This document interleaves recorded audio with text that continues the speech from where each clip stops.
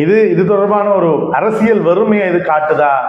இந்த cross root மக்கள் cross root நாங்கள் சொல்றது அடிப்படையான அரசியலை ஆரம்பித்தல். ஒரு கட்சி ஒன்று இருக்குன்னு சொன்னால் அது அடிப்படையான அரசியல் இங்கே இல்லாமல் மேல்தட்ட அரசியல் மட்டும் இங்கே இடம்பெற்று கொண்டிருக்கிறதா என்ற ஒரு கேள்வி இங்கே வந்துருக்கு. மற்றது இந்த விளக்கங்கள் மக்களுக்கு இதை கொண்டு போய் சேர்க்க வேண்டிய விளக்கங்கள் எல்லாம் இந்த கடிதத்தில் இருக்கக்கூடிய அம்சங்கள், அது இருக்கக்கூடிய விளக்கங்கள், அது என்ன, ஐநா சபை என்ன, ICC என்ன, ICJ என்ன, இந்த சர்வதேச குற்றவியல் நீதிமன்றம் என்ன செய்யும், இந்த குற்றவியல் இதுகள் தீர்ப்பாயங்கள் எந்த மாதிரி வேலை செய்யும், என்ன புரோட்டோகால்ஸ் அது வேலை செய்யும், சர்வதேச ஆதாரங்களை திரட்டுறதுக்கு என்ன மாதிரியான புரோட்டோகால்ஸை நாங்கள் ஃபாலோ பண்ணுவோம். நாங்கள் சும்மா சாதாரணமாக பார்க்கல, அதெல்லாம் சாதாரணமாக எல்லாம் இந்த சாட்சியங்கள் எல்லாம் எடுக்கல. அதுக்கென்ற ஒரு கேமரா ரெசல்யூஷன் இருக்குது, அதுக்கென்ற ஒரு ஆங்கிள் இருக்குது, அதுக்கென்ற ஒரு மைக்கை பயன்படுத்தணும் எல்லாம் அதில் UN இதில் கிடையாது. சும்மா நாங்கள் தேடி போய்க்கலே இருக்குது. அதெல்லாமே ஃபாலோ பண்ணி தான் நாங்கள் இங்கே ஆதாரங்கள் சேகரிக்கிறோமான்னு எனக்கு தெரியலை.